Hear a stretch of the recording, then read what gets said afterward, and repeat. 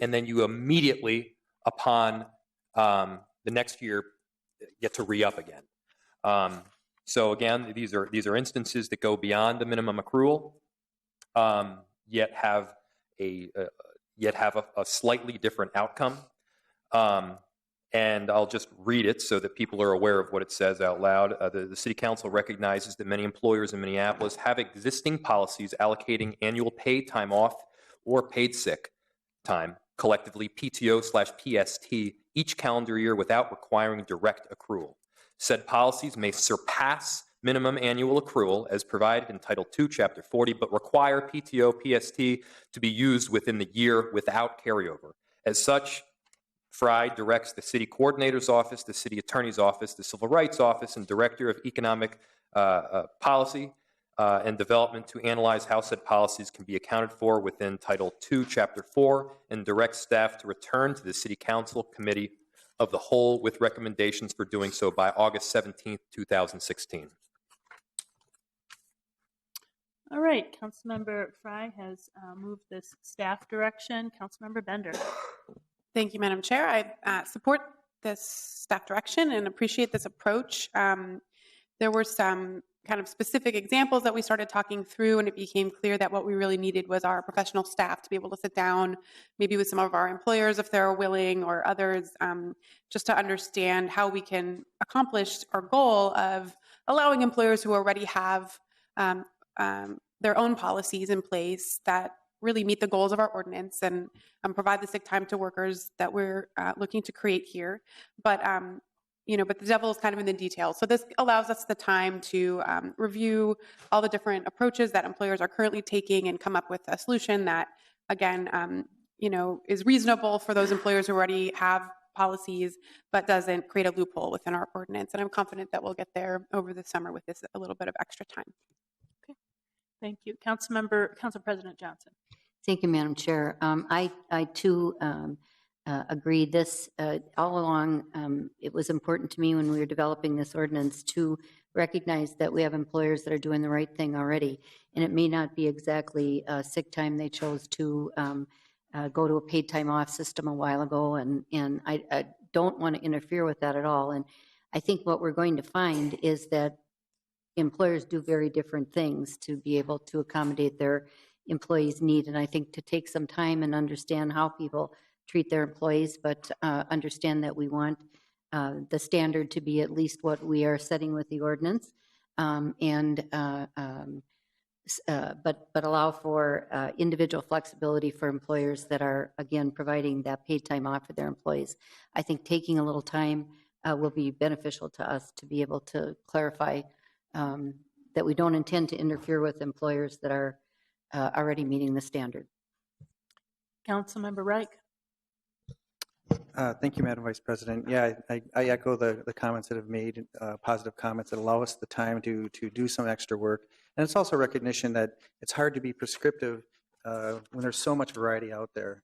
And I think we were always trying to do the base intention of this ordinance is to provide a safety net for those who are left out of said protections and accommodations, and not to shift into what another set of concerns that we would become micromanaging or the super HRs or whatever. And so I think we're going to try to strike a balance and dive into the complexities so we can meet our baseline goal. Councilmember Yang.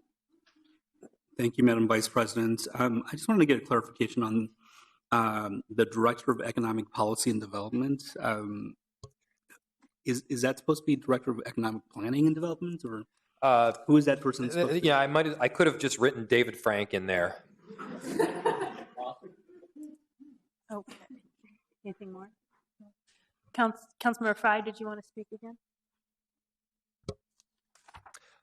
Yeah, this, as I said, this is a use it or lose it policy. I think it's important that we, determine how best this would function within the ordinance, fully anticipating that an alteration is coming in August.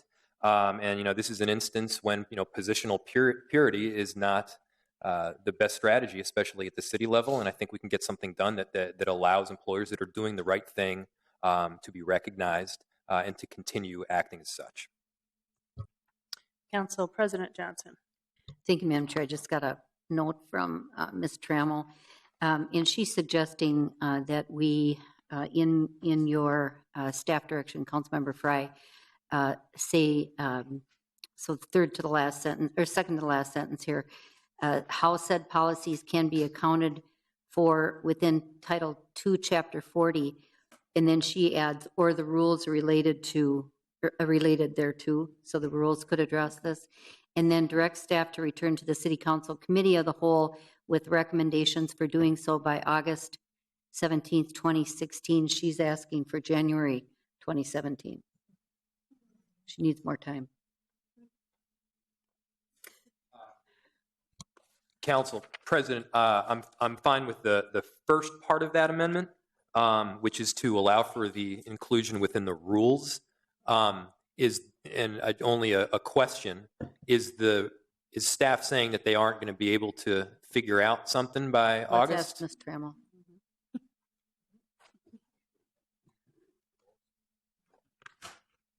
Chair Glidden, Vice President Glidden, and Councilmember Frey and President Johnson, I think the intent was that we were to have what I understood as some final rules ready by January, which would allow the proposed final rules, to be published by January.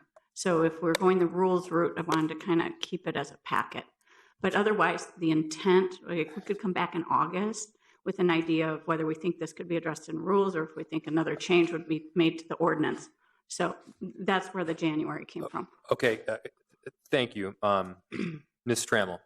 Just to be clear, though, we're not explicitly stating in this ordinance that it's going to be in the rules. It's just one of the two options. Is that correct? Correct. I'm sorry, in the staff direction. Let's do this then. Let's have a report back by August 17th. At the very least, in determining whether this is to be an amendment to the ordinance or an inclusion within the rules. And if it's inclusion with the rules, then I agree, then it should come forward along with all the other rules. Vice President Glidden, President Johnson, and Councilmember Frey, that's perfect. Perfect. Mr. Carl, do you understand that at all? I think we just keep the language the same and. Yep, with I'm the- there. Yeah. Okay. Okay. Right. We're keeping your language. Keeping the language, yet including the possibility of the rules. Rules addressing We're it. keeping the change on the rules related thereto, but we're not changing the report back date. So that you Great. can- Yep. All right. Thank you. And I had put myself in queue here too. I just wanted to say thank you to Councilmember Frey for taking this approach here. I think this is a topic that's important, that it is challenging. And I think that any approach we need to be very thoughtful about. And so I think this allows that opportunity. And I really appreciate that you took this thoughtful approach. So with that, I'm not seeing any further comment. All in approval, please say aye. Aye. Opposed. And then the city clerk? No. Did you want to say something? No. Okay. Your city clerk popped in my speaker management, so I thought that was a request to speak. Okay. Just a moment. Did you want to go or do you want me to do this? Okay. Council President Johnson is in queue for a next motion. Madam Chair, I do have one, and it's under, it's number 30, page 30 on our packet prepared by the clerk. And actually it is under section 40.280, a change in item D. And it says when there is a separation from employment and the employee is rehired within, says now 26 weeks, and it would change to 90 days of separation by the same employer. Previously accrued sick and safe time that has not been used must be reinstated. So it shortens the time for the ability to recoup the sick and safe time that was accrued. This was something that I heard from the business community, that it's a challenge for them, and so I'm moving this forward. All right, and I think we might need our, I'm sorry, just so folks know, we're having some issues with speaker management, and so if you would like to speak on this item, I'll look for a little hands up. Councilmember Bender. Thank you, Madam Chair. I'm supportive of this motion by Council President. I did want to acknowledge that this was, I think, a topic of a lot of discussion within the partnership group, and so it is certainly a compromise reflecting the feedback that we've gotten from our employers. I think there was some discussion about even allowing up to a year of time, and so this goes down to 90 days, again, based on the feedback that we've been hearing from our employers. All right. Any other comments on this item? All right. So this has been moved. All in approval, please say aye. Aye. Opposed? And that item is approved. I think Councilmember Frey had dealt with his last motion, so then I am the next one in queue, and I have some staff directions that should be on the dais in front of you. These are all more related to implementation type issues and are some follow-up to recommendations that came from the Workplace Partnership Group. The first staff direction does really two things. One is that it and do folks have this, by the way? Yeah, okay. So the first staff direction is directing staff from the City Attorney's Office, the Civil Rights Department, and the Business Licensing Division of CPED to confer and prepare to enforce city requirements that licensed businesses adhere to all laws which will permit the city to take adverse license action against a license or permit holder if they fail to comply with adopted sick leave ordinance provisions. And I'll just note before going on that this is really just confirming what we do today, and that our staff already has regulations in place to ensure that they would be doing this, and this is allowing them to start the process to prepare for that. The second part of the staff direction is to direct staff from the City Attorney's Office, Civil Rights Department, and City Coordinator's Office to confer and develop rules and regulations to address the impact of noncompliance with the sick time ordinance on City of Minneapolis vendors and contractors. I understand from communication with staff that this does happen today, but in a way that could probably be better aligned and consistent. And so this staff direction will allow for staff to work on how they might have more consistency in how they would address noncompliance issues with the sick leave ordinance. So I will go ahead and move this staff direction and see if there's discussion on that. Seeing none, all in approval, please say aye. Aye. Opposed? And that item is approved. Item number 2 is a staff direction from myself, Councilmember Warsame, and Councilmember Kano, and it is to further articulate and clarify a section of the ordinance that was directing the Director of Civil Rights to develop and implement a multilingual and culturally specific outreach and community engagement program, and I won't read that whole thing, but then, and I will say thank you to Ms. Corbell and her staff for helping to draft this for me. After that, the City Council drafts staff from the department to collaborate and consult with staff from NCR and the City Coordinator's Office, among others, as necessary to plan and implement multilingual and culturally specific outreach and community engagement, to educate employees and employers about their rights and obligations under Chapter 40, and to collaborate, consult, and contract with community-based organizations equipped with the specific expertise, cultural competence, and relationships necessary to most effectively reach and communicate with the full diversity of employees and employers in the city, particularly those most affected by Chapter 40. And I think this is a follow-up on some of the things that we also heard from Councilmember Warsame with his motion.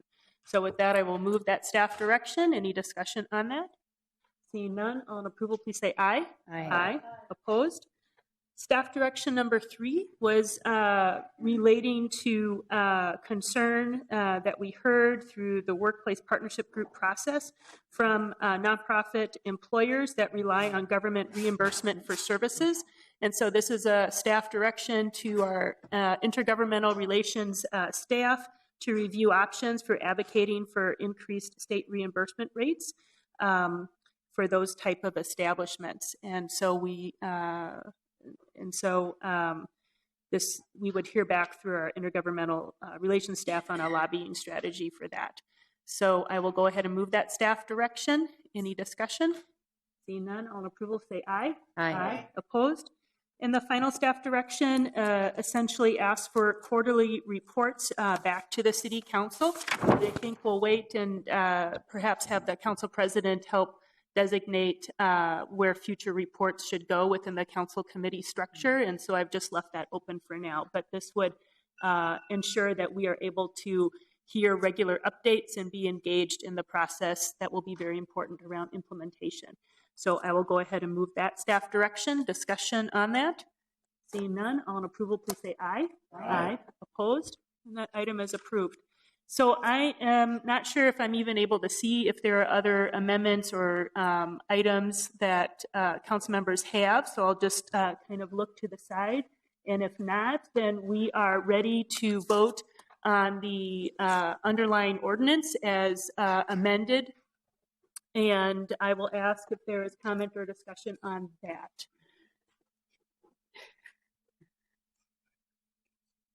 And I'm not. Yep. Okay. And I'm not seeing any right now. I think folks are. Oh, you are. Okay. So, Councilmember Bender. Thank you, Madam Chair. You know, we just got into a lot of detail, and I didn't want to lose sight of how proud a moment this is. I think for the City Council, certainly for me, and for our city, we have right now 40% of our workers in the city of Minneapolis have to choose between going to work when they are sick and making ends meet in many cases with no paid time off. And we have created a huge new protection for our workers in the city. This is a time in the country when cities are under huge pressure to make these kinds of changes, and it's hard. This was a new area of law for our city, and I'm just really proud of the product, but I'm more proud of the way that we were able to come together as a city council and work together to bring this forward today. So thanks for everyone's leadership, particularly Council President and Council Vice President, to get us to this place. Councilmember Andrew Johnson. Thank you, Madam Chair, and I share the sentiment expressed by Councilmember Bender, and I think it's really remarkable to see us all working together on all of these different amendments and seeing the consensus. I think we have more amendments here probably than even with the budget, and it's been just impressive watching us get through it and seeing colleagues supporting each other behind the scenes. I also want to recognize that we have seen a lot of inaction at the federal level and the state level around these kind of issues, and that it's important for cities to take on this role, even though it would be ideal to have state level paid sick leave. It would be ideal to have federal level sick leave. And I'm hopeful that Minneapolis taking on this ordinance, passing this ordinance, will help, along with St. Paul, Duluth, and other cities, will help compel action at the state level so that all Minnesotans and ultimately all Americans will eventually have paid sick leave. You know, we're not the first city to do this either. I want to acknowledge that. It's nice, you know, sometimes we try to be the first at something or the second. I think we're going to be within the first couple dozen to do this, but it's exciting that we're getting through with this and that we're able to contribute to this history of really evolving and advancing the welfare of the people in the city. And that's huge. The city of Minneapolis has had this public health role for such a long time. So the public health authority and the ability to leverage that once again and try to strike the balance between competing forces, whether that's concerns around small businesses or concerns around workers' health, and to be able to come to a solid solution that's advancing both at the end of the day. And ultimately, I think that's one of the reasons why I so strongly support this, is because this isn't just about advancing workers' rights. This is about advancing our economy. This is about advancing public health. This is about advancing the business environment, where businesses have less concern about somebody sick coming in and getting the rest of the crew sick, and then more people being out and taking longer to recover and getting customers sick. So this has a lot of benefit to our businesses. We've seen that in other cities, and I'm excited that we can advance that here today. And finally, second to last thing I wanted to say was that we have more work to do to make our city healthier, a healthier climate for businesses, healthier climate for workers, and for the public health overall.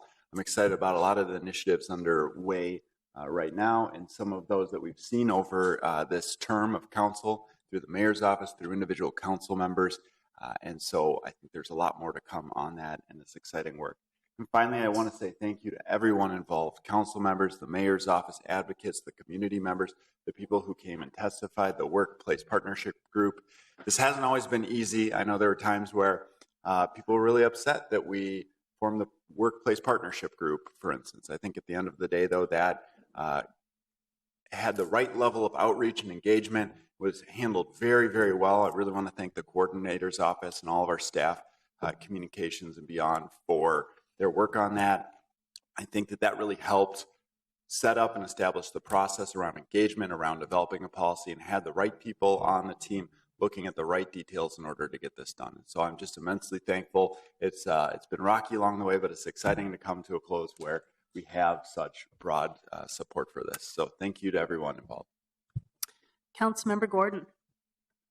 Thank you, Madam Vice President. And Councilmember Johnson said a lot of what I wanted to say. Well, I just wanted to acknowledge that this was a great deal of work. This took a lot of effort, not just in the part of the council and the staff here at the city, but I think also for the community.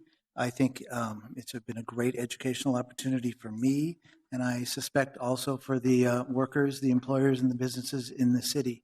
I think this whole process, if we go all the way back to when we first started talking about a working families agenda, if we look back before that, maybe to the campaigns that we were involved in last time, talking about minimum wages and workers' rights, and can we raise minimum wage and those kinds of things. And I hate to bring it up, but just the idea of fair scheduling.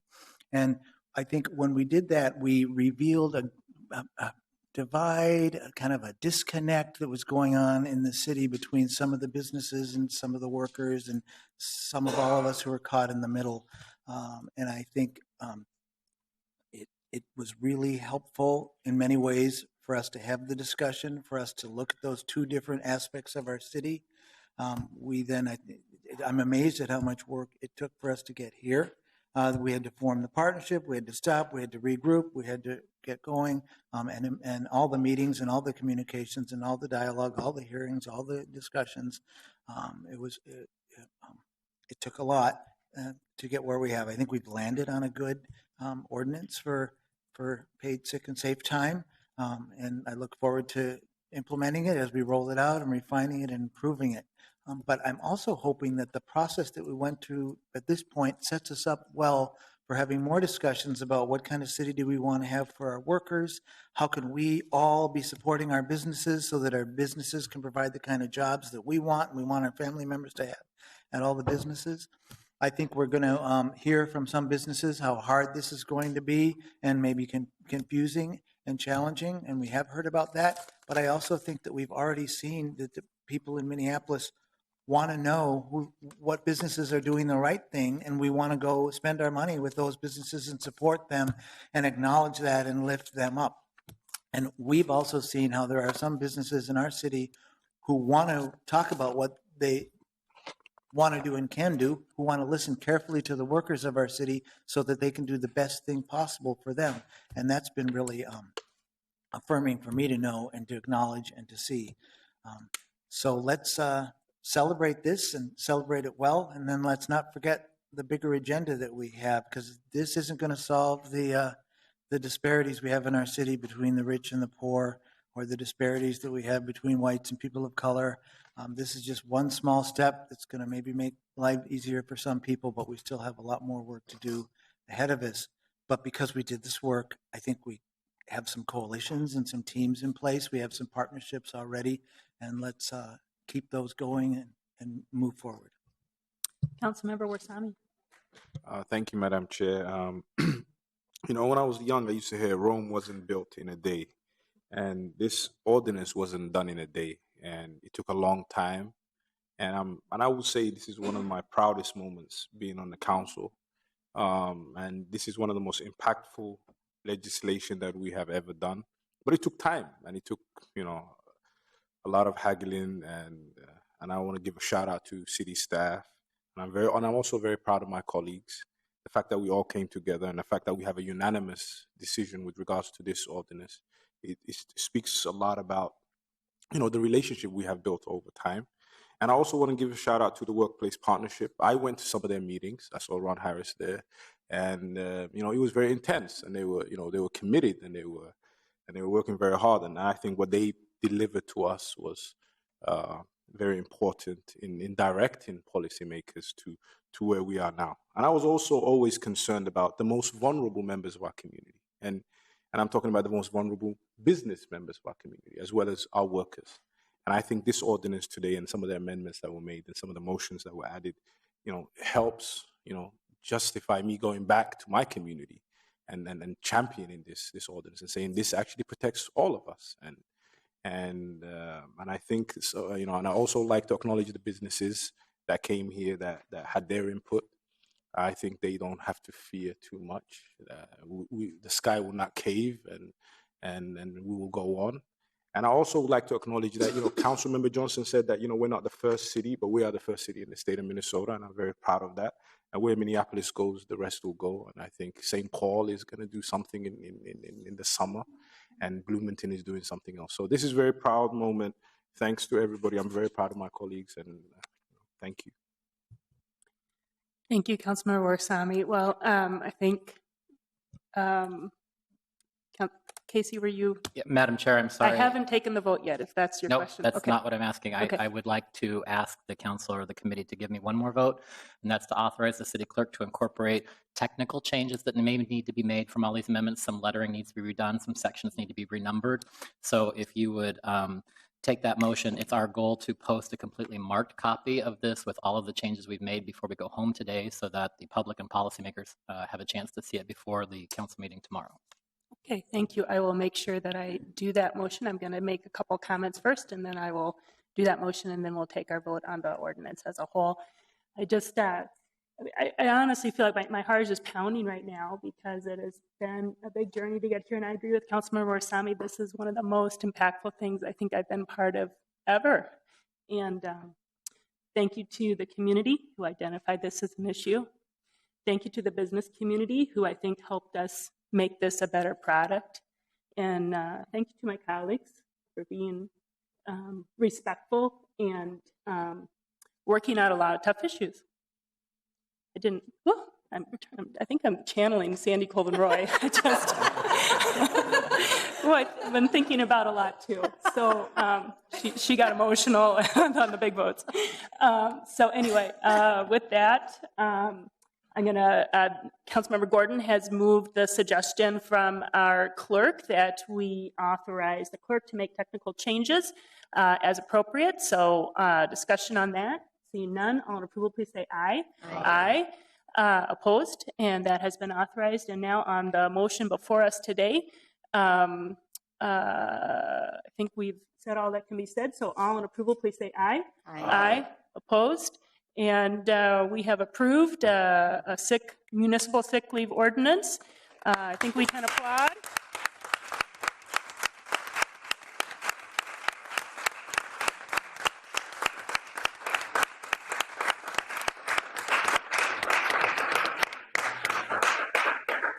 And thank you very much, and we are adjourned. Yep.